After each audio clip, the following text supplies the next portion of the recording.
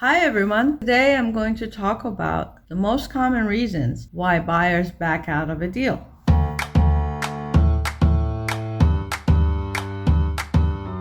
I am Aviva Motavassel, most commonly known as Realtor Aviva, and I am with Keller Williams Realty West Side office, and I'm one of the teachers with California Realty Training Schools. Before we start, please take a moment and like this video, subscribe to the channel, and hit the bell icon.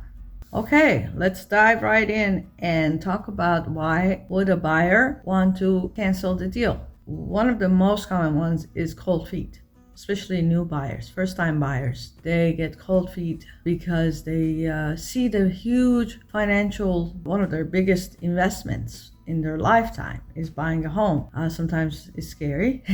So they decide, oh, maybe I shouldn't, maybe I should wait, maybe, all kinds of reasons they come up with to cancel a deal. Second thing is they realize how much of their money that they have saving for so long is going to be used, almost all of it sometimes is going to be used towards buying the house and maybe other expenses as well. If the house needs work, if there's things to be repaired and fixed, that's another thing that buyers sometimes back out from, especially when you do a physical inspection and find out some major issues, like for example the whole house needs a brand new roof. That's a huge expense. Or there's foundation problems. That's another thing that could be a big problem and expensive to fix.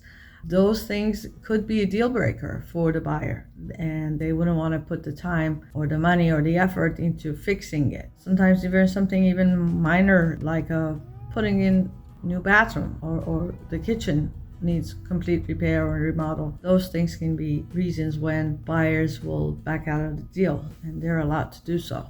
Fastest way that a buyer can get out of a deal is when they've made an offer and the seller has not yet accepted it. And then that's the easiest time to be able to get out of the deal. And just all you need to do is inform the seller, which is usually the seller's agent, that we just want to withdraw our offer. The buyer doesn't want the house anymore. They want to withdraw offer. That's simple, easy, no problem. But once you're into escrow or you have an accepted offer and you get into the deal, you still have contingencies. So you can still back out if you want to, if you need to, for different reasons. One, like I said, is the inspection that tells you a whole lot about the house. Details of the house that sometimes even the seller doesn't know or doesn't mention or isn't aware of. And that's when the buyer finds a lot of information about the home. Sometimes when buyers have seen the house the first time, made an offer, they thought they love it,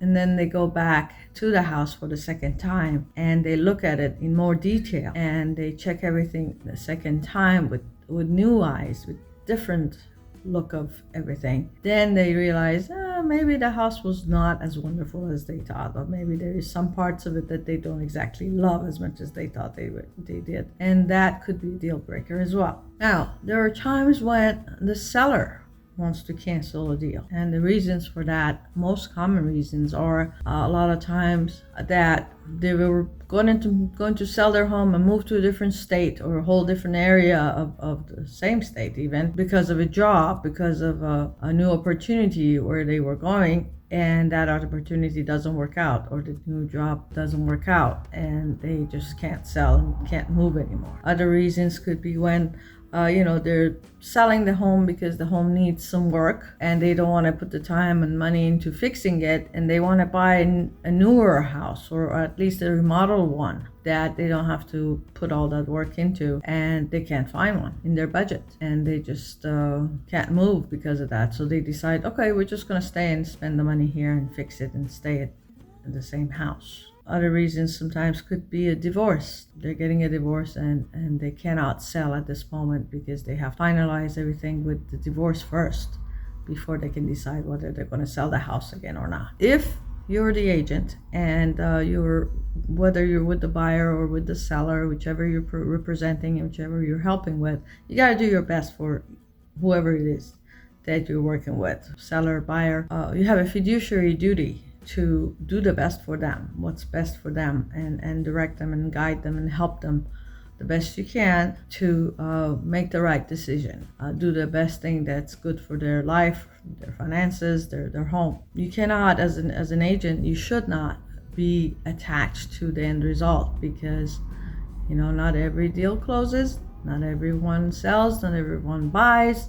One day at a time, one situation at a time, and go on, and hopefully the deal will close without a problem. But then a lot of times there are issues that you gotta work through with the seller, with the buyer, with the other agent who's involved. Win-win situation is the best way. I hope that you liked this video and enjoyed it, and it was informative for you.